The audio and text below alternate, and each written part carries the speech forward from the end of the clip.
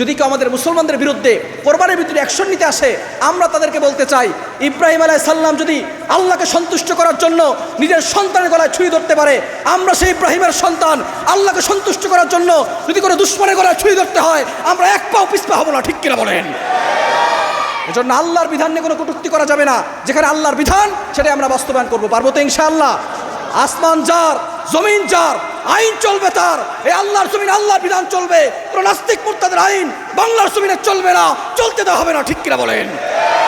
আল্লাহ পাক রব্বুল আলামিন এই আসমান জমিন সৃষ্টি করার আগেই আমাদেরকে 12টি মাস দিয়েছেন। তার ভিতরে আরবাতুন হুরুম 4টি মাসকে সম্মানিত করেছেন। কয়টি মাস? আরো জোরে বলেন, কয়টি? 4টি মাস আরবাতুন হুরুম।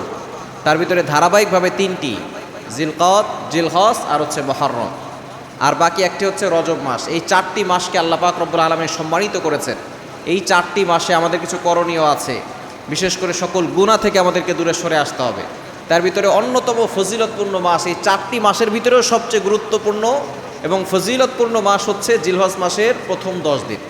জিলহজ মাসের প্রথম 10 দিনের কসম আল্লাহ তাআলা নিজে পবিত্র কোরআনের ভিতরে বলে দিয়েছেন। সূরা ফাজরে, ওয়াল ফাজর, ফজরের কসম করেছেন। এরপরে বলেছেন ওয়ালায়ালিন আশর, 10 রাতের কসম করেছেন। এই 10 প্রথম জিলহজ মাসের প্রথম 10 রাত, প্রথম 10 দিন দিনের ভিতরে সর্বশ্রেষ্ঠ দিন। এবং এই আমল যারা করবে এই দিনে আল্লাহ পাক রব্বুল আলামিন 1 বছর নফল ইবাদত করার সওয়াব তার আমলনামায় দান করবে। বলেন সুবহানাল্লাহ। এজন্য এই জিলহজ মাসে বেশি বেশি ইবাদত করার দরকার আছে না নাই? এই জিলহজ মাসের প্রথম 10 দিনে 10টি আমলের কথা বলবো। কয়টি আমল? আরো জোরে বলেন, কয়টি? 10টি আমল। এই 10টি আমল আমরা বাসা পর্যন্ত নিয়ে যাব এবং জিলহজ মাসের প্রথম 10 দিন আমলগুলো করার চেষ্টা করবো। পারবো না ইনশাআল্লাহ? যেহেতু সামনে জিলহজ মাস আসতেছে, আজকে হচ্ছে 27 তারিখ। আজকে কয় তারিখ? জিলকদ মাসের 27 তারিখ। সামনের সোমবার 30 তারিখ পড়বে। সোমবার সন্ধ্যার আগ থেকে সন্ধ্যার সময় জিলহজ মাসের চাঁদ উঠবে। আমাদের এই সময় থেকে আমল করা শুরু করব এবং জিলকদ মাসেও আমরা বেশি বেশি করে আমল করার চেষ্টা করবো, কারণ এই মাসে হচ্ছে সম্মানিত মাস। এজন্য বেশি বেশি করে আমল করতে পারবো তো ইনশাআল্লাহ? জিলহজ মাসের প্রথম 10 দিন আল্লাহর পাক রব্বুল আলামিনের কাছে সবচেয়ে বেশি প্রিয় এবং সাহাবায়ে কেরাম জানিয়ে দিয়েছেন আমাদেরকে এই মাসে নবীজি সাল্লাল্লাহু আলাইহি সাল্লাম সবচেয়ে বেশি আমল করতেন প্রথম 10 দিনে। এজন্য আমরাও এই মাসটাকে হেলায় খেলায় কাটিয়ে দিব না। কেননা যত ইসলামিক মৌলিক বিধান রয়েছে সব আপনি জিলহজ মাসের প্রথম 10 দিনে পাবেন। নামাজ আপনি জিলহজ মাসের প্রথম 10 দিনে পড়তে পারবেন, রোজাও রাখতে পারবেন, হজ এই জিলহজ মাসের প্রথম 10 দিন। ঠিক কি না? আপনি কিন্তু জিলহজ মাস ছাড়া অন্য কোনো মাসে কি করতে পারবেন না? হজ করতে পারবেন না। আবার কোরবানির ইবাদতটা এটা আপনি জিলহজ মাসের 10 তারিখেই করতে হবে। 10, 11, 12 3 দিন সময়। সুতরাং এই জিলহজ মাসের ফজিলত কম না বেশি?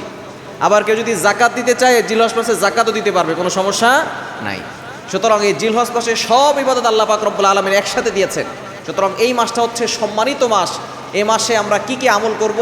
1 নাম্বার আমাদের কাজ হচ্ছে সকল গুনাহ ছেড়ে দিয়ে আল্লাহর কাছে তাওবা করব। করা যাবে তো ইনশাআল্লাহ? আমাদের দ্বারা গুনাহ হয়ে যায়, গুনাহ থেকে আমাদেরকে মুক্ত থাকতে হবে। গুনাহ হয়ে যাবে, সাথে সাথে তাওবা করতে হবে কার কাছে? হাদিসের ভিতরে আসছে আত্তাইবু মিনাজ যামবি কামাল্লা জামবালা, যে ব্যক্তি সঠিকভাবে তাওবা করে আল্লাহ পাক রব্বুল আলামিন তার পিছনের সব গুনাহ ক্ষমা করে দেয়। বলেন সুবহানাল্লাহ। আল্লাহ পাক রব্বুল আলামিন নিজেই বলে দিয়েছেন 28 নম্বর পারার 20 নম্বর পৃষ্ঠার 2 নম্বর লাইন সূরা তাহরিমের 8 নম্বর আয়াতের প্রথম অংশে আল্লাহ বলছেন, ইয়া আইয়ুহাল্লাযীনা আমানু তুবু ইলাল্লাহি তাওবাতান নাসুহা। ও ইউ হ্যাভ বিলিভার্স, ঈমানদারগণ তোমরা সঠিকভাবে তাওবা করো। যদি সঠিকভাবে তাওবা করতে পারো আমি আল্লাহ তাআলা তোমাদের পিছনের যত গুনাহ আছে সব গুনাহ আমি আল্লাহ তাআলা ক্ষমা করে দিব। বলেন সুবহানাল্লাহ। আপনার গুনাহ যতই বড় হোক না কেন, আপনার গুনাহ যদি হয় পাহাড় পরিমাণ, মনে রাখবেন আল্লাহর দয়া সাগরের চেয়েও বড়। বলেন আল্লাহু আকবার। আপনার গুনাহ যদি হয় সাগরের চেয়েও বড়, আল্লাহর দয়া হচ্ছে আসমানের চেয়েও বড়। আপনার গুনাহ যদি আসমানের মতো হয়, আল্লাহর দয়া আরশে আজিমের চেয়েও বড়। সুতরাং হতাশ হওয়া যাবে না। গুনাহ করে ফেলেছেন, শয়তানের ধোকায় পড়ে আল্লাহর কাছে যদি আপনি তাওবা করেন, সঠিকভাবে ফিরে আসেন, ওই গুনাহ আর না করেন, তাহলে আল্লাহ তাআলা পিছনে যত গুনাহ আছে সব গুনাহ আল্লাহ তাআলা ক্ষমা করে দেন। বলেন সুবহানাল্লাহ। এজন্য আমাদের 1 নাম্বার কাজ কি বলেন তো? গুনাহ ছেড়ে দিয়ে তাওবা করতে হবে। করা যাবে তো ইনশাআল্লাহ? গুনাহ ছেড়ে দিয়ে তাওবা করব। এবং 2 নাম্বার কাজ হচ্ছে, যারা আমরা কোরবানি দেওয়ার ইচ্ছা পোষণ করেছি, আমরা জিলহজ মাস শুরু হওয়ার আগেই, আগামী সোমবার সন্ধ্যার আগেই চুল এবং নখ, শরীরের অবাঞ্ছিত যে পশমগুলো আছে সেগুলো আমরা কেটে ফেলবো। এই 10 দিন আমরা কাটবো না, একেবারে ঈদের পরে তারপরে কাটবো। করা যাবে তো ইনশাআল্লাহ? যারা আমরা কোরবানি দেওয়ার ইচ্ছা করেছি, নবী সাল্লাল্লাহু আলাইহি ওয়াসাল্লাম জানিয়ে দিয়েছেন যারা কোরবানি করবে তারা যাতে করে চুল নখ না কাটে। কেননা যারা হাজী সাহেবরা অলরেডি কিন্তু কাবা শরীফে চলে গেছে, এরা এই 10 দিন তারা চুলও কাটবে না, নখও কাটবে না। আমরা তাদেরকে অনুসরণ করে আমরাও চুল নখ কাটবো। যারা কোরবানি দিবেন না তারাও কাটবেন না, চুলও কাটবেন না, নখও কাটবেন না, মোছও ছোট করবেন না। আপনি এখন থেকে সোমবারের আগেই, সন্ধ্যার আগেই মোছ যদি ছোট করার দরকার হয় আপনি সেটা ছোট করে রাখবেন। অবাঞ্ছিত পশমগুলো যদি কাটার দরকার হয় সেগুলো কেটে রাখবেন। চুল যদি কাটার দরকার হয় সেটা কেটে রাখবেন। এই 10 দিন যদি আপনি এগুলো না কাটেন তাহলে আল্লাহ পাক রব্বুল আলামিন হজ করার মতো সব আপনার আমলনামায় দিয়ে দিবেন। সুতরাং এটা করতে পারবো তো ইনশাআল্লাহ। আমরা তাদেরকে অনুকরণ করছি, কেননা তারা কাবা ঘর তাওয়াফ করবে একেবারে পাগলের বেশে, 2টা কাপড় পরে, সাদা কাপড় পরিহিত দুইজন, সেটা গরিব হোক আর ধনী হোক, বাদশা হোক আর ফকির হোক, টাকা পয়সার মালিক থাকুক অথবা টাকা পয়সা না থাকুক, সকলে এক কাপড়ে থাকবে, ঠিক কিনা? এক কাপড়ে তারা চুল কাটবে না, তারা নখ কাটবে না। তারা আল্লাহকে প্রমাণ করবে যে আল্লাহ তোমার ভালোবাসা আমরা পাগল হয়ে যাচ্ছি। চুলগুলো এলোমেলো থাকবে। তারা আরাফার ময়দানে ছুটবে, সেখান থেকে আবার মিনায় যাবে, মুজদালিফায় যাবে, পাথর মারতে যাবে। এই সকল কাজগুলো তারা করবে কাকে সন্তুষ্ট করার জন্য? আরো যেমন কাকে সন্তুষ্ট করার জন্য? আল্লাহকে সন্তুষ্ট করার জন্য। তারা যদি চুল নখ কাটবে না, আমরাও চুল নখ কাটবো না, তাহলে আল্লাহ পাক রব্বুল আলামিন আমাদের আমল নামে হজের সব দান করে দিবে, বলেন সুবহানাল্লাহ। এই জন্য অনুসরণ করা দরকার আছে না নাই? করতে পারবো তো ইনশাআল্লাহ। যারা কোরবানি দিব আর যারা কোরবানি দিব না উভয়ই আমরা আগে থেকে সব কিছু কেটে রাখবো। এই 10 দিনে আমরা চুল নখ অবাঞ্ছিত পশমগুলো কাটবো না। করা যাবে না ইনশাআল্লাহ? কেন অনুসরণ করলে আল্লাহ পাক রব্বুল আলামিন হতে পারে এই উসিলা আমাদেরকে জান্নাত দিতে পারে। হযরত মূসা আলাইহিস সালাম, ফেরাউন যখন তার সাথে জাদু নিয়ে এমনভাবে মূসা আলাইহিস সালামের সাথে লেগে গিয়েছেন, ফেরাউন বলে আমার জাদুকরেরা শক্তিশালী, মূসা যে জাদু দেখায়, মূসা কি জাদু দেখায় নাকি আল্লাহর অলৌকিক ক্ষমতা প্রকাশ করে? মূসা আলাইহিস সালাম কি জাদু দেখান নাকি আল্লাহর ক্ষমতা প্রকাশ করে? এবার ফেরাউন বলতেছে যে আমার যে জাদুকর আছে তাদের সামনে দেখি তার কত বড় সাপ হয়েছে, সাপের সামনে জাদু দেখাবে। এবার মূসা আলাইহিস সালাম যখন আসছে তার লাঠি নিয়ে, তার লাঠি হচ্ছে বড় মুজিজার লাঠি, এই লাঠি ছেড়ে দিলে বিশাল বড় সাপ হয়ে যায়, বলেন আল্লাহু আকবার। আবার এই লাঠি যখন পানিতে আঘাত করে, সাগরের মাঝখানে আল্লাহ পাক রব্বুল আলামিন রাস্তা তৈরি করে দেন, বলেন সুবহানাল্লাহ। এমন চমৎকার লাঠি ছিল মূসা আলাইহিস সালামের। মূসা আলাইহিস সালাম এই লাঠি যখন ছাড়ার জন্য গিয়েছেন, তখন সকল জাদুকর একটা ইউনিফর্মে আসছে, তারা সকলে একটা লেবাস পরে আছে। মূসা আলাইহিস সালামকে বলছে তুমি যেহেতু এখানে তোমার সাপ দেখাবে, তুমিও তোমার এই পোশাকটাকে চেঞ্জ করো। মূসা আলাইহিস সালাম বলছেন যে না, আমি এই পোশাক চেঞ্জ করবো না, আমি যে পোশাকে থাকবো এটাই পোশাক, আমি পোশাক চেঞ্জ করতে পারবো না। এবার মন্ত্রী যে ছিল সে বলেছে ঠিক আছে, মূসা যেহেতু এই পোশাক চেঞ্জ করবে না, তোমরা মূসার মতো পোশাক পরিধান করো। যেহেতু খেলার মাঠে সকলের একই পোশাক হতে হয়, এজন্য যারা জাদুকর ছিল, ফেরাউনের জাদুকর, তারা চিন্তা করছে ঠিক আছে তাহলে আমরা মূসার মতো পোশাক পরি। অনেকে মহব্বত করে মূসা আলাইহিস সালামের মতো পোশাক পরেছে, কেননা মূসা আলাইহিস সালামের পোশাক অনেকের কাছে ভালো লাগতো। সে মূসা আলাইহিস সালামের প্রতি ঈমান আনে নাই, আল্লাহর প্রতি ঈমান আনে নাই, কিন্তু পোশাক ভালো লাগতো। শেষ পর্যন্ত যারা মূসা আলাইহিস সালামকে মহব্বত করে যেই জাদুকররা পোশাক পরেছে, আল্লাহ পাক রব্বুল আলামিন তাদের জন্য হেদায়েত কবুল করে নিয়েছেন, বলেন সুবহানাল্লাহ। তারা সকলে ঈমান এনেছে, আল্লাহকে বিশ্বাস করেছে। মূসা আলাইহিস সালাম আল্লাহকে বলেন আল্লাহ, তারা তো আমার বিপক্ষে দাঁড়িয়েছিল, তারা আমার বিপক্ষে জাদু দেখিয়েছিল। আল্লাহ পাক রব্বুল আলামিন বলেন মূসা, তুমি যে পোশাকটা পরো সেই পোশাকটাকে তারা মহব্বত করেছে, এজন্য আমি আল্লাহ তাআলা তাদেরকে হেদায়েত দিয়ে দিয়েছি, বলেন সুবহানাল্লাহ। এজন্য হাজী সাহেবরা এখন কাবা শরীফের আশপাশে ঘোরাঘুরি করবে, উমরা করবে, কাবা শরীফ তাওয়াফ করবে, তারা চুল নখ কাটবে না। আমরা যদি চুল নখ না কাটি তাহলে হাজী সাহেবদের মতো আল্লাহ পাক রব্বুল আলামিন, যেহেতু হাজী সাহেবরা একবারে নিষ্পাপ হয়ে তাদের দেশে ফিরবে যদি সঠিকভাবে আল্লাহকে খুশি করার জন্য তারা হজ করে, ঠিক তদ্রুপভাবে যদি আমরাও এভাবে আমল করি, তাদেরকে অনুসরণ করে, আল্লাহ তাআলা আমাদের সকল গুনাহ খাতাগুলো ক্ষমা করে দিবে, বলেন সুবহানাল্লাহ। তাহলে আমাদের দ্বিতীয় নাম্বার কাজ হচ্ছে জিলহজ মাসের প্রথম 10 দিন আমরা কি করব না?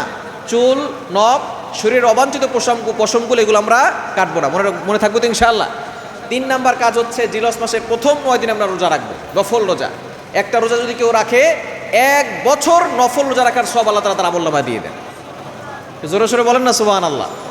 যদি আপনি একটা রোজা রাখতে পারেন, কয় বছর? 1 বছর নফল রোজা রাখার সব আল্লাহ তাআলা আপনার আমলনামায় দিয়ে দেবেন। বিশেষ করে আপনি জিলহজ মাসের 9 তারিখে অর্থাৎ আরাফার দিন আপনি রোজা রাখার চেষ্টা করবেন। জিলহজ মাসের কত তারিখ? 9 তারিখ।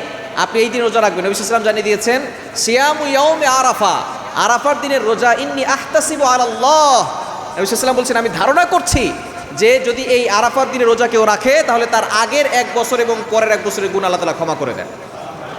অর্থাৎ 2 বছর, আগের 1 বছরের গুনাহ, পরের 1 বছরের গুনাহ আল্লাহ পাক রব্বুল আলামিন ক্ষমা করে দিবেন। এজন্য রোজা রাখতে পারবো তো ইনশাআল্লাহ। বিশেষ করে 9 দিন রোজা রাখার চেষ্টা করবেন। যদি সময় সুযোগ না থাকে 2 দিন রাখতে পারেন, 3 দিন রাখতে পারেন, আপনি ব্যস্ততার ভিতরে থাকতে পারেন, তবে অবশ্যই জিলহজ মাসের 9 তারিখে আপনি রোজা রাখার চেষ্টা করবেন। কারণ আরাফার দিন হচ্ছে যত দিন আছে সকল দিনের ভিতরে সর্বশ্রেষ্ঠ দিন আপনি আরাফাত দিন জিলহজ মাসের 9 তারিখে বেশি বেশি করে দোয়া করবেন, লা ইলাহা ইল্লাল্লাহু ওয়াহদা লা শারীকা লা লাহুল মুলকু ওয়া লাহুল হামদু ওয়া হুয়া আলা কুল্লি শাইইন কাদির। এই দোয়াটা বেশি বেশি পড়বেন। এই আরাফার দিনে রোজা রেখে যদি আল্লাহর কাছে আপনি দোয়া করেন, আল্লাহ পাক রব্বুল আলামিন সকল দোয়াগুলো কবুল করে নেবেন, বলেন সুবহানাল্লাহ। এজন্য আমরা জিলহজ মাসের 9 তারিখে রোজা রাখতে পারবো তো ইনশাআল্লাহ। যে 3 নাম্বার আমল। 4 নাম্বার আমল হচ্ছে আমরা বেশি বেশি করে নফল ইবাদত করব। বিশেষ করে নফল নামাজ বেশি বেশি করে পড়ার চেষ্টা করব। আমরা অনেকেই ফজরের নামাজ ঠিকমতো পড়ি না, ফরজ ঠিকমতো পড়ি না। আমরা এই মাসগুলোতে, সম্মানিত মাসগুলোতে ফরজ তো অবশ্যই পড়ব, পাশাপাশি নফল ইবাদত করার চেষ্টা করব। পারবো না ইনশাআল্লাহ? নফল ইবাদত যত বেশি করবেন তত বেশি আল্লাহ পাক রব্বুল আলামিন আপনার জীবনে কল্যাণ দান করবেন। অনেকের ফরজের ঘাটতি হতে পারে, আপনি সুন্নত পড়েছেন, নফল পড়েছেন, in the day of judgement, কিয়ামতের ময়দানে আল্লাহ পাক রব্বুল আলামিন বান্দাকে জান্নাতে দেওয়ার জন্য আপনি যে নফল নামাজ পড়েছেন, আপনাকে দেখা হবে যে ফরজ নামাজ যদি ঘাটতি থাকে দেখবে যে সুন্নত আছে কিনা বান্দার দেখো। সুন্নত দেখার পরে এই সুন্নতকে ফরজের মতো শামিল করা হবে। এরপরে আপনি নফল নামাজ পড়েছেন, এই নফল নামাজকে ফরজের মতো শামিল করে আল্লাহ পাক রব্বুল আলামিন আপনার গুনাহ ক্ষমা করে দিয়ে আপনাকে আল্লাহ তাআলা জান্নাতের ব্যবস্থা করে দিবেন। এর জন্য নফল নামাজ বেশি বেশি করা যাবে তো ইনশাআল্লাহ? নফল নামাজ পড়ার চেষ্টা করবেন এই সময়। বিশেষ করে 4 নাম্বার নফল নামাজ বেশি বেশি পড়বেন। এবং 5 নাম্বার হচ্ছে জিকির বেশি বেশি করার চেষ্টা করবেন। বিশেষ করে তাসবিহ আছে, তাহমিদ আছে, সুবহানাল্লাহি ওয়ালহামদুলিল্লাহি ওয়ালা ইলাহা ইল্লাল্লাহু ওয়াল্লাহু আকবার। এই 4টা বাক্য সকলেই জানি, ঠিক কি না? এই 4টা বাক্য আল্লাহর কাছে সবচেয়ে বেশি প্রিয়। আহাব্বুল কালামি ইলাল্লাহি আরবা। আল্লাহর কাছে কয়টা বাক্য বেশি প্রিয় বলেন তো? 4টা বাক্য, সুবহানাল্লাহ, আলহামদুলিল্লাহ, লা ইলাহা ইল্লাল্লাহ, আল্লাহু আকবার। যত বেশি পারেন তত বেশি আপনি এই জিকিরগুলো করবেন। কেননা যদি আপনি আল্লাহকে সন্তুষ্ট করাতে পারেন, যদি কেউ আল্লাহকে সন্তুষ্ট করাতে পারে, তাহলে এই দুনিয়া এবং আখিরাত উভয় জগৎ তার হয়ে যায়, বলেন সুবহানাল্লাহ। মাল্লাহুল মাওলা ফালাহুল কুল। হাদিসে কুদসির ভিতরে আল্লাহ তাআলা নিজে বলে দিয়েছেন যে আমার হয়ে গেল, আমি আল্লাহ তার হয়ে গেলাম, গোটা দুনিয়া তার হয়ে যাবে। এজন্য আল্লাহকে সন্তুষ্ট করতে হবে। আপনি দেখবেন যতই ভালো কাজ করেন, কিছু মানুষ আপনার গীবত করবে, আপনার সমালোচনা করবে, কিছু মানুষ আপনার দোষ ধরবে। কিন্তু যদি আপনি সকল মানুষকে সন্তুষ্ট করতে চান, দেখবেন আপনি ব্যর্থ হবেন। আপনি যদি একমাত্র আল্লাহকে সন্তুষ্ট করাতে পারেন, দেখবেন আপনি একদিন সফল হয়ে যাবেন। ওই আল্লাহ আপনাকে দুনিয়াতেও সম্মানিত করবেন, আখিরাতেও সম্মানিত করবেন। এজন্য সন্তুষ্ট করতে হবে কাকে? আরো জয় বলেন কাকে? আল্লাহকে সন্তুষ্ট করা যাবে তো ইনশাআল্লাহ? আল্লাহকে সন্তুষ্ট করার চেষ্টা করব। বেশি বেশি করে জিকির আজকার করবেন, যত বেশি পারেন সুবহানাল্লাহ, আলহামদুলিল্লাহ, লা ইলাহা ইল্লাল্লাহ, আল্লাহু আকবার, এটা বেশি বেশি পড়ার চেষ্টা করবেন। যেহেতু এই প্রথম 10 দিন আমলের মাস, আমলের সময়, এই সময়গুলো রাসূলুল্লাহ সাল্লাল্লাহু আলাইহি ওয়াসাল্লাম বেশি বেশি আমল করতেন এবং আল্লাহ তাআলার কাছে এই সময়টা বেশি প্রিয়। এজন্য বেশি বেশি করে জিকির করবেন। বিশেষ করে বুখারী শরীফের সর্বশেষ আছে হাদিস, সুবহানাল্লাহি ওয়া বিহামদি সুবহানাল্লাহিল আযীম। এই বাক্যগুলো সহজ, এই বাক্যগুলো মিজানের পাল্লা সবচেয়ে বেশি ভারী করে, বলেন সুবহানাল্লাহ। সুবহানাল্লাহ বিহামদি সুবহানাল্লাহিল আযীম, এটা যদি আপনি সকালবেলা 100 বার পড়েন, হুত্তাত খতায়াহু, যদি আপনার গুনাহ সাগরের ফেনা পরিমাণও হয়, আল্লাহ পাক রব্বুল আলামিন সব গুনাহ ক্ষমা করে দিবে, বলেন সুবহানাল্লাহ। তাহলে আমরা সুবহানাল্লাহ বিহামদি সুবহানাল্লাহিল আযীম 100 বার পড়বেন। যদি 100 বার পড়তে পারেন, আল্লাহ পাক রব্বুল আলামিন আপনার মিজানের পাল্লাও ভারী করে দিবেন। বুখারী শরীফের সর্বশেষ হাদিস, ইমাম বুখারী রাহমাতুল্লাহি আলাইহি হাদিস এনেছেন, কালিমাতান হাবিবাতান ইলার রহমান। রহমানের কাছে 2টা বাক্য বেশি প্রিয়। কয়টা বাক্য? আর যে বলেন কয়টা? 2টা বাক্য। খাফিফাতানে আলাল লিসান, যেটা মুখে উচ্চারণ করা সহজ। সাকিলাতানে ফিল মিজান, মিজানের পাল্লা সবচেয়ে বেশি ভারী করে। বাক্য 2টি হচ্ছে সুবহানাল্লাহি ওয়া বিহামদি সুবহানাল্লাহিল আযীম। তাহলে আমরা এই সামনের 10 দিনে বেশি বেশি করে এই বাক্যগুলো পাঠ করার চেষ্টা করব। করা যাবে না ইনশাআল্লাহ? 5 নম্বরে জিকির বেশি বেশি করব। 6 নাম্বার আমরা দান করব, আল্লাহর জন্য খরচ করব, যতটুকু পারি ডোনেশন করার চেষ্টা করব। কেননা দান হচ্ছে এমন একটা ইবাদত, আস-সাদাকাতু তুতফি গাদাবার রব্বি ওয়া তাদফাউ মিতাতাসসু। যখন কোনো বান্দা এমন কোনো কাজ করে যে আল্লাহ তাআলা তার প্রতি রাগান্বিত হয়ে গেছেন, ওই বান্দা যখন আল্লাহর জন্য খরচ করে, আল্লাহর জন্য দান করে, কাউকে দেখানোর জন্য না, কোনো লৌকিকতা নয়, আল্লাহকে দেখানোর জন্য যে ব্যক্তি আল্লাহর জন্য খরচ করে, আল্লাহ পাক রব্বুল আলামিন ওই বান্দার প্রতি সন্তুষ্ট হয়ে যায়, বলেন সুবহানাল্লাহ। আস-সাদাকাতু তাদুররুল বালা, donation protect from all accident, সকল বিপদ আপদ থেকে, বালা মুসিবত থেকে আপনাকে হেফাজত করবে। এজন্য দান করতে পারবো তো ইনশাআল্লাহ? আপনি 6 নাম্বার যত বেশি পারবেন দান করবেন। এই দান আপনার বিপদ দূর করবে, আপনার অভাব দূর করবে। এবং আল্লাহ তাআলা নিজে বলে দিয়েছেন, আপনি যতটুকু দান করবেন এটাকে আল্লাহ তাআলা 700 গুণ বাড়িয়ে আপনাকে সওয়াব দিবেন, বলেন সুবহানাল্লাহ। দুনিয়াতেই আপনি 10 গুণ বেশি পাবেন। মান জাবিল হাসরাতি ফালাহু আশরু আমসালিহা, যে ব্যক্তি একটা ভালো কাজ করে, আল্লাহ পাক রব্বুল আলামিন 10 গুণ বেশি সওয়াব দান করেন। এবং এই দানের ক্ষেত্রটা যেহেতু এই 10 দিনে বেশি বেশি আল্লাহ পাক রব্বুল আলামিন আপনাকে সওয়াব দিবেন, এজন্য আপনি যতটুকু পারেন দান করার চেষ্টা করবেন। করা যাবে তো ইনশাআল্লাহ? 7 নাম্বার হচ্ছে আমরা ধৈর্য ধারণ করব। কেননা জিলহজ এই পুরা মাসটাই কিন্তু ধৈর্যের একটা শিক্ষা দেয়। হজের সময় যারা হাজি সাহেবরা আছেন, যারা উমরা করেছেন, যারা হজ করেছেন, তারা জানেন হজ করতে কিন্তু অনেক কষ্ট হয়। উমরা করতে যদিও কষ্ট কম হয়, কিন্তু হজ করতে অনেক কষ্ট হয়। কাবা শরীফ 7 বার চক্কর দেওয়া, এরপরে সাফা মারোয়া 7 বার সাই করা, এরপরে আবার আরাফার ময়দানে যাওয়া, মিনা মুজদালিফায় যাওয়া, অনেক কষ্টের ব্যাপার। আমরা অনেকে মুরব্বী যখন হই তখন আমরা হজ করতে যাই, ঠিক কি না? মুরব্বী, কেননা অনেকে চিন্তা করে যদি আগে আগে হজ করে আসে তাহলে তো আর সুদ খাওয়া যাবে না, তাহলে আর ঘুষ খাওয়া যাবে না, অন্যায় কাজ করা যাবে না, মানুষের মাল আত্মসাৎ করে খাওয়া যাবে না, দুর্নীতি করা যাবে না, চাঁদাবাজি করা যাবে না, টেন্ডারবাজি করা যাবে না। এই জন্য তারা চিন্তা করে একেবারে সব কিছু খাওয়া দাওয়ার পরে শেষ বয়সে হজ করে আসবো, একবারে নিষ্পাপ হয়ে বাংলাদেশ এসে হাদি সাহেব না লিখলে যারা লিখবে না তাদেরকে আমি আক্রমণ করব। হাদি সাহেব দেখানোর জন্য অনেকেই হজ করতে যায়, এরকম লোক আছে না নাই? খবরদার, হজ করব কার জন্য? আরো জোরে বলেন, কার জন্য? আল্লাহর জন্য হজ করতে হবে। এবং আমরা আগে আগে হজ করার চেষ্টা করবো, কারণ এটা একটা কষ্টের বিষয়। শারীরিকভাবে আপনাকে কষ্ট করতে হবে সেখানে। আপনি যদি সেই বৃদ্ধ বয়সে যান, যখন নড়াচড়া করতে পারে না, অজু করেছে, রুকু করতে গেলে অনেক সময় বায়ু চলে আসে, এমন অবস্থা হয়ে যায়, এই সময় হজ করতে যায়, যখন দেখা যায় সে ভালো করে রুকুনগুলো আদায় করতে পারে না, ঠিকঠাক মতো সে হজ পরিপূর্ণভাবে করতে পেরেছে নাকি পারে নাই, সেটাই অনেকে বোঝে না। এজন্য অবশ্যই যখন আপনার শক্তি থাকবে, আল্লাহ তাআলা যে যৌবন দিয়েছেন, এই যৌবনের সময় যদি আপনার হজ ফরজ হয়, আপনি অবশ্যই হজ করতে যাবেন। করা যাবে তো ইনশাআল্লাহ? আল্লাহ পাক রব্বুল আলামিন আমাদের সকলকে কাবা শরীফ তাওয়াফ করার তৌফিক দান করেন। সকলে বলেন আমিন, আরও জোরে বলেন আমিন। এজন্য ইব্রাহিম আলাইহিস সালাম ত্যাগ করেছেন। এই হজের সময় কোরবানি দিতে হয়। হজের শিক্ষা হচ্ছে ত্যাগের শিক্ষা, কোরবানির শিক্ষা, ত্যাগের শিক্ষা। ইব্রাহিম আলাইহিস সালাম ত্যাগ করেছেন, স্যাক্রিফাইস করেছেন। আমাদেরকেও ত্যাগ করতে হবে, ধৈর্যের পরীক্ষা দিতে হবে।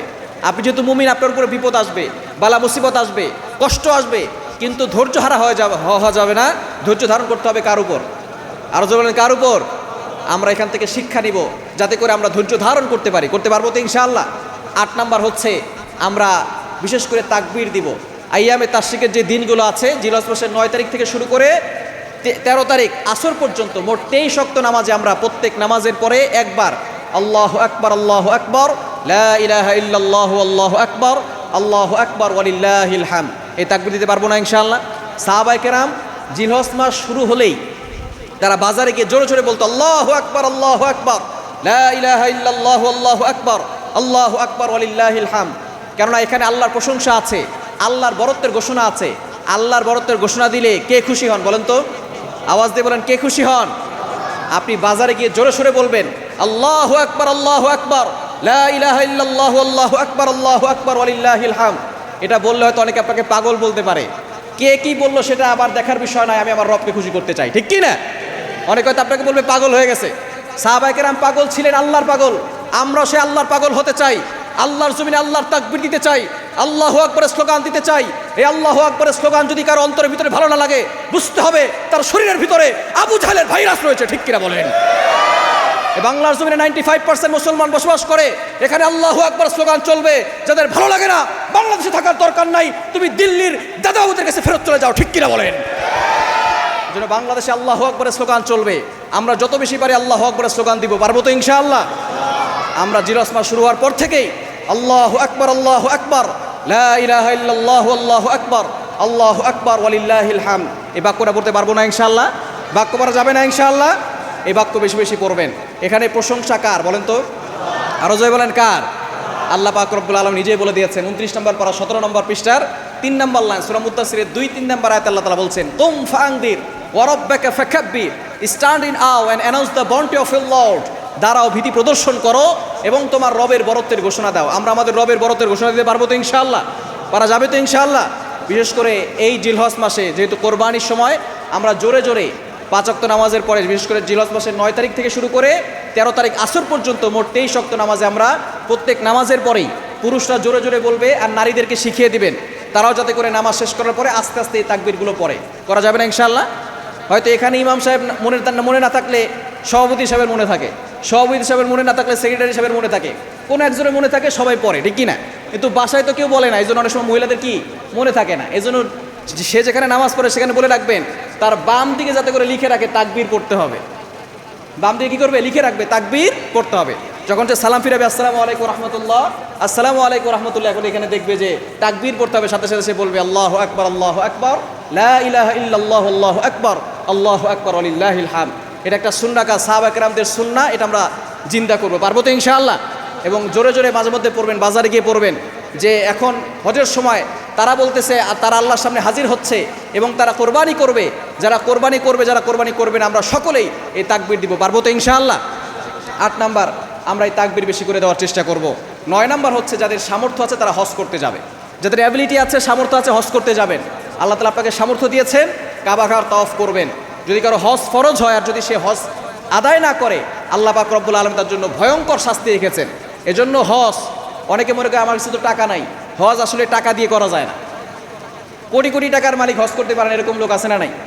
কয়েকটা বিল্ডিংয়ের মালিক হজ করতে পারেন এরকম লোক আছে না নাই? হজ আসলে টাকা দিয়ে হয় না। হজে যখন আল্লাহ ডাক দিবে, আপনার টাকা না থাকলেও আপনি সেখানে হাজির হতে পারবেন, ঠিক কি না? এজন্য আল্লাহর কাছে নিয়ত থাকতে হবে, খালেস নিয়ত। আল্লাহ, আমার টাকা পয়সা নাই তো কি হয়েছে, আল্লাহ তুমি তো গরিব না, তুমি তো ধনী, আল্লাহ তুমি আমাকে তোমার বান্দা হিসাবে আমাকে সেই কাবা ঘর তাওয়াফ করার সুযোগ করে দাও। এভাবে আল্লাহর কাছে দোয়া করবেন এবং নিজে চেষ্টা করে যাবেন যে ওই কাবা শরীফ দেখবো যেখানে নবী সাল্লাল্লাহু আলাইহি সাল্লাম হেঁটেছেন, ওই মদিনা শরীফ দেখবো যেখানে নবী সাল্লাল্লাহু আলাইহি সাল্লাম শুয়ে আছেন। এই নবীজির প্রতি ভালোবাসা যদি অন্তরে থাকে, দেখবেন একদিন এই ভালোবাসা, আল্লাহর প্রতি মহব্বত আপনাকে সেই কাবা ঘর তাওয়াফ করাবে, ঠিক কিনা বলেন? এজন্য দোয়া করতে হবে কার কাছে? আরো জোরে কার কাছে? ইখলাস থাকতে হবে, খালেস নিয়ত থাকতে হবে। ইখলাস থাকার পরেও আপনি নিয়ত করে আছেন, চেষ্টা করছেন, যদি আপনি হজ করতে নাও পারেন, নবী সাল্লাল্লাহু আলাইহি ওয়াসাল্লাম বলেছেন যে ব্যক্তি চেষ্টা করলো আর নিয়ত করলো কিন্তু হজে সে যেতে পারে নাই, আল্লাহ পাক রব্বুল আলামিন তাকে সম্পূর্ণ হজ আদায় করার সওয়াব দান করে দিবে। তো নিয়ত করলে সমস্যা কোথায়? নিয়ত করতে পারবো না ইনশাআল্লাহ? আজকে তো নিয়ত করতে পারবো তো ইনশাআল্লাহ? এক বাদাম বিক্রেতা বাদাম বিক্রি করে, তো এক ধনী লোক তার কাছ থেকে বাদাম কিনেছে। কিছুদিন পরে সে হজ করতে গেছে, যাওয়ার পরে দেখে যে বাদাম বিক্রেতা সেও হজ করতে আসছে। এখন সে অবাক হয়ে গেল, আমি না হয় আল্লাহ তাআলা আমাকে ধনী বানিয়েছেন, টাকা পয়সা আছে, কিন্তু এই বাদাম বিক্রেতা তার কাছে কত টাকা আছে, সে কীভাবে হজ করতে আসলো? তাকে জিজ্ঞেস করেছে, ভাই তুমি এখানে কিভাবে হজ করতে আসলা? তুমি তো বাদাম বিক্রি করো। সেই ভদ্রলোক বলতেছে যে দেখেন, আমি বাদাম বিক্রি করি কিন্তু আমার আল্লাহ তো বাদাম বিক্রি করে না। আল্লাহ কি বাদাম বিক্রি করে? আমার আল্লাহ তো ধনী, আমার আল্লাহ তাআলা আমাকে যদি এখানে নিয়ে আসেন, দুনিয়ার কোনো শক্তি নাই এখান থেকে আমাকে বের করে দেওয়ার। সুতরাং ওই ভরসা রাখতে হবে আল্লাহর উপর যে আল্লাহ তুমি আমাকে জীবনে একবার হলেও কাবা শরীফ তাওয়াফ করার তৌফিক দিও, একবার হলেও নবীজি সাল্লাল্লাহু আলাইহি ওয়াসাল্লামের রওজা মুবারকে যাতে করে জিয়ারত করতে পারি সেই ব্যবস্থা করে দিও। এই দোয়া করতে পারবো তো ইনশাআল্লাহ? এবং 10 নম্বর হচ্ছে যাদের অ্যাবিলিটি আছে, সামর্থ্য আছে, জিরস মাসের 10, 11, 12 এই 3 দিনে যদি আপনার অ্যাবিলিটি থাকে, সামর্থ্য থাকে, আপনি কোরবানি করবেন। কোরবানি করা যাবে তো ইনশাআল্লাহ? কোরবানি করতে হবে কার জন্য? আরো জোরে বলেন কার জন্য? আল্লাহকে সন্তুষ্ট করার জন্য আপনি কোরবানি করবেন, আল্লাহকে স্যাটিসফাই করার জন্য কোরবানি করবেন। আমরা অনেকে নামাজ পড়ি লৌকিকতার জন্য, দাড়িগুলো পেকে গেছে, নামাজ না পড়লে মানুষ কি বলবে, মেয়েটার বিয়ে দিতে হবে যদি নামাজ না পড়ে মেয়ের বিয়ে হবে না, এরকম নিয়ত করে অনেকে নামাজ পড়ে, এরকম লোক আছে না নাই? অনেকে আবার কোরবানি করে এই নিয়ত করে যে আমার সন্তানরা কার দিকে তাকিয়ে থাকবে, প্রতি বছর কোরবানি দিয়ে এই বছর কোরবানি না দিলে কেমন হয়, এরকম লৌকিকতা আছে না নাই? আরো জোলান আছে না নাই? কোরবানি করতে হবে কাকে সন্তুষ্ট করার জন্য? আল্লাহ পাক রব্বুল আলামিন নিজে বলে দিয়েছেন 8 নম্বর পারা 9 নম্বর পৃষ্ঠার 8-9 নম্বর লাইন সূরা আনআমের 162 নম্বর আয়াতে, কুল ইন্না সালাতি ওয়া নুসুকি ওয়া মাহইয়ায়া ওয়া মামাতি লিল্লাহি রাব্বিল আলামিন, my prayer, my sacrifices, my life, my death, always for Allah. আমার নামাজ, আমার কোরবানি, আমার জীবন, আমার মরণ সব কিছু কার জন্য হতে হবে? আরো জোরে বলেন কার জন্য হতে হবে? ওই আল্লাহর জন্য কোরবানি করতে পারবো তো ইনশাআল্লাহ? যাদের অ্যাবিলিটি আছে কোরবানি করবেন, অ্যাবিলিটি আছে কোরবানি করার চেষ্টা করবেন। কেননা কোরবানির দিনে জিলহজ মাসের 10 তারিখে কোরবানির থেকে উত্তম কোনো ইবাদত আর নাই। আপনার যে পশু আপনি ক্রয় করেছেন, ওই পশুর যে কয়টা পশম আছে, প্রতিটি পশমের বিনিময়ে আল্লাহ পাক রব্বুল আলামিন আপনার আমল নামায় সওয়াব দিয়ে দিবেন। দেখেন এই কোরবানির পশু কিন্তু আমরা আল্লাহর জন্য একেবারে দিয়ে দেই না, এটা জবাই করে কিন্তু আমরা নিজেরাই খাই। দান করার সুযোগ আছে, অভাবী যারা আছে তাদেরকে দেওয়ার সুযোগ আছে, ঠিক কি না? নিজেরাই খাই, কেন আল্লাহর কাছে গোস্তও যায় না, রক্তও যায় না। আল্লাহ তাআলা নিজে বলে দিয়েছেন 17 নম্বর পারার 15 নম্বর পৃষ্ঠার 13, 14, 15 নম্বর লাইন সূরা হজের 37 নম্বর আয়াতে, লা ইয়ানালাল্লাহু লুহুমুহা ওয়ালা দিমাউহা ওয়ালাকিন ইয়ানালুহুত তাকওয়া মিনকুম। আল্লাহ পাক রব্বুল আলামিন বলছেন তোমাদের পশুর রক্ত গোশত কোনো কিছু আমি আল্লাহর কাছে পৌঁছায় না, পৌঁছায় শুধু তোমাদের তাকওয়া। তুমি কেন কিসের জন্য কোরবানি করলে, কার ভয় কোরবানি করলে, কাকে দেখার জন্য কোরবানি করলে, এটা শুধু আল্লাহর কাছে পৌঁছাবে। এজন্য আমরা নিয়তকে একেবারে খালেস করে নিব, নিয়তকে শুদ্ধ করে নিব, যাতে করে আমরা একমাত্র আল্লাহকে সন্তুষ্ট করার জন্য কোরবানি করতে পারি। করা যাবে না ইনশাআল্লাহ? আল্লাহকে সন্তুষ্ট করার জন্য আপনি কোরবানি করবেন। আল্লাহ তাআলা যদি আপনাকে অ্যাবিলিটি দিয়ে থাকেন, যাদের উপরে যাকাত ফরজ তারাই কোরবানি করবে। করা যাবে তো ইনশাআল্লাহ? আল্লাহ পাক রব্বুল আলামিন এই কোরবানির অনেক সওয়াব দিয়েছেন, কিন্তু দুঃখজনক হলেও সত্য, যখনই কোরবানির সময় আসে একদল নাস্তিক আছে, তারা বলে যে মুসলমান না কোরবানির নামে পশু হত্যা করে। এরকম পোস্ট কি আপনারা পেয়েছেন না আপনারা? প্রত্যেক কোরবানির সময় আসলেই বলে মুসলমানরা পশু হত্যার নামে কি করে? কোরবানি করে। আবার ভারতের শুভেন্দু অধিকারী যখনই বিজয় লাভ করছে, মোদি আর এই শুভেন্দু অধিকারী মিলে ভারতের ভিতরে তারা পশু কোরবানি করা, বিশেষ করে গরু আর মহিষ, এগুলো কোরবানি করা নিষিদ্ধ করে দিয়েছে। সিগনেচার নিয়ে তারপরে পশু কোরবানি করতে হবে। কিন্তু আপনি যাচাই বাছাই করে দেখবেন, ভারত এমন একটা দেশ যেখান থেকে প্রায় তার আশেপাশে 6টা মুসলিম বড় বড় কান্ট্রিতে ভারত প্রতি বছর প্রায় 1,25,00,000 এই কোটি গোস্ত তারা মানুষের কাছে বিতরণ করে। অর্থাৎ গোস্ত রপ্তানি, গরুর গোস্ত রপ্তানি তারা ভারত থেকে বেশি করতেছে মুসলমান দেশে। কিন্তু মুসলমান যখন গরু কোরবানি করবে তখন তাদের সমস্যা হয়ে যায়। তারা যে পাঠা বলি দেয় তাতে কোনো সমস্যা নাই, কিন্তু যখনই মুসলমানরা গরু কোরবানি করতে যায় তখনই তাদের সমস্যা, তখনই তাদের বাধা হয়ে দাঁড়ায়। আপনি অন্য দেশের দিকে খেয়াল করেন, আমাদের বাংলাদেশের ভিতরে হিন্দুরা নিরাপদে আছে, আমরা কখনো তাদের মন্দির ভাঙতে যাই না। কি বলেন, মন্দির ভাঙতে যাই? আমরা কখনো মন্দির ভাঙতে যাই না। দৃষ্টান্ত প্রমাণ হচ্ছে হাটাজারি মাদ্রাসার পাশে বিশাল বড় মন্দির আছে, আজ পর্যন্ত কেউ প্রমাণ দেখাতে পারবে না যে কোনো ছাত্র এই মন্দির উপর আক্রমণ করেছে। ইন্দোনেশিয়ায় 50 লক্ষ মাত্র সংখ্যালঘু হিন্দু আছে, সেখানে তাদের মন্দির আছে। আজ পর্যন্ত ইন্দোনেশিয়া যে মুসলিম কান্ট্রি, তারা কখনো হিন্দুদের উপরে নির্যাতন করে নাই, কখনো মন্দির ভেঙে দেয় নাই। একমাত্র ভারত, যেখানে আমার মুসলমান ভাইদের উপরে নির্যাতন করা হচ্ছে। গরু যদি কোরবানি করা হয় তখন তাদেরকে আঘাত করা হচ্ছে, তাদের মসজিদগুলো পুড়িয়ে দিচ্ছে, তাদের ঘরবাড়ি পুড়িয়ে দিচ্ছে, ব্যবসায়িক প্রতিষ্ঠান পুড়িয়ে দিচ্ছে, তারা মুসলমানদের উপর নির্যাতন করছে।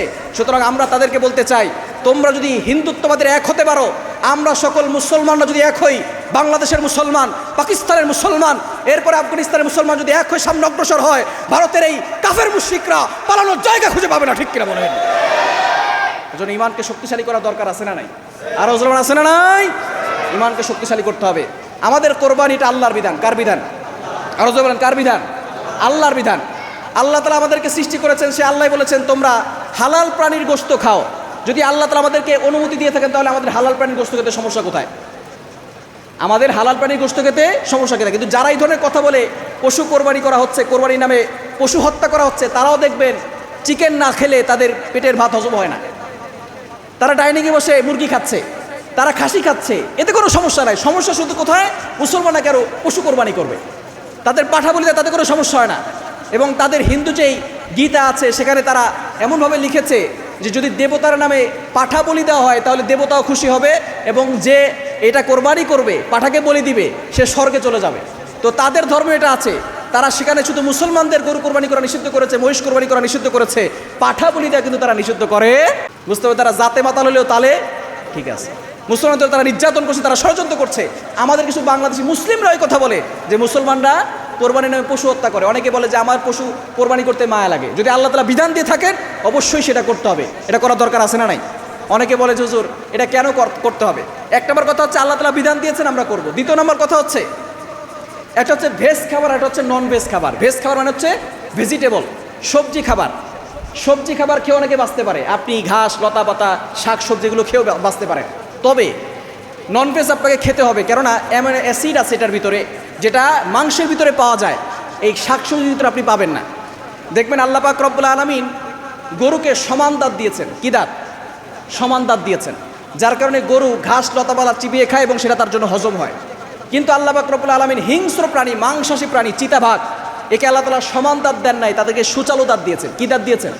সুচালু দাঁত দিয়েছে। তারা প্রাণী শিকার করে খায়। গরুকে আল্লাহ তাআলা দিল সমান দাঁত, সে শাকসবজি খাবে, সেটা তার জন্য হজম হবে। সে যদি বিড়াল খায় তাহলে কি সেটা তার ভিতরে হজম হবে? কিন্তু হিংস্র প্রাণী বাঘ, চিতাবাঘকে আল্লাহ তাআলা সোচালু দাঁত দিয়েছেন, এই সোচালু দাঁত দিয়ে সে প্রাণী খাবে, এটা তার জন্য হজম হবে। যার কারণে সমান দাঁত না থাকার কারণে সে যদি শাকসবজি খায় সেটা তার পেটের ভিতরে হজম হয় না। কিন্তু আল্লাহ তাআলা মানুষকে সমান দাঁতও দিয়েছেন, আবার সোচালু দাঁতও দিয়েছেন। দেখবেন প্রত্যেকটা মানুষের কাছে সমান দাঁত আছে, আবার দুই পাশে সোচালু দাঁত আছে। আল্লাহ তাআলা সমান দাঁত এই জন্য দিয়েছে সে ভেজিটেবল খাবে, শাকসবজি খাবে। আবার আল্লাহ তাআলা সোচালু দাঁত এই জন্য দিয়েছে এ মানুষ হয়েও সে প্রাণী খাবে, যাদের ভিতরে তার শরীরের ভিতরে প্রোটিন যোগাবে এবং সে সুস্থ থাকতে পারবে, ভালো থাকতে পারবে। সুতরাং আল্লাহ তাআলা যে বিধান আমাদেরকে সিস্টেম করে দিয়েছেন সেটাই বাস্তবায়ন করতে হবে। যদি কেউ আমাদের মুসলমানদের বিরুদ্ধে কোরবানির ভিতরে অ্যাকশন নিতে আসে, আমরা তাদেরকে বলতে চাই, ইব্রাহিম আলাইহিস সালাম যদি আল্লাহকে সন্তুষ্ট করার জন্য নিজের সন্তানের গলায় ছুরি ধরতে পারে, আমরা সেই ইব্রাহিমের সন্তান আল্লাহকে সন্তুষ্ট করার জন্য যদি কোনো দুশমনের গলায় ছুরি ধরতে হয়, আমরা এক পাও পিছপা হব না। ঠিক কিনা বলেন? এজন্য আল্লাহর বিধান নিয়ে কোনো কটূক্তি করা যাবে না। যেখানে আল্লাহর বিধান সেটাই আমরা বাস্তবায়ন করবো। পারবো তো ইনশাআল্লাহ? আসমান যার, জমিন যার, আইন চলবে তার। এই আল্লাহর জমিন আল্লাহর বিধান চলবে, কোনো নাস্তিক মুরতাদের আইন বাংলার জমিনে চলবে না, চলতে দেওয়া হবে না। ঠিক কিনা বলেন? আল্লাহ পাক রব্বুল আলামিন আমাদের সকলকে কবুল করেন, সকলে বলেন আমিন। আমরা যাতে করে পরিপূর্ণভাবে এই জিলহজ মাসের প্রথম 10 দিনে ইবাদত করতে পারি এবং বিশেষ করে যাদের অ্যাবিলিটি আছে আমরা খালেস নিয়তে আল্লাহকে সন্তুষ্ট করার জন্য কোরবানি করতে পারি। আল্লাহ তাআলা সকলকে তৌফিক দান করেন, সকলে বলেন আমিন।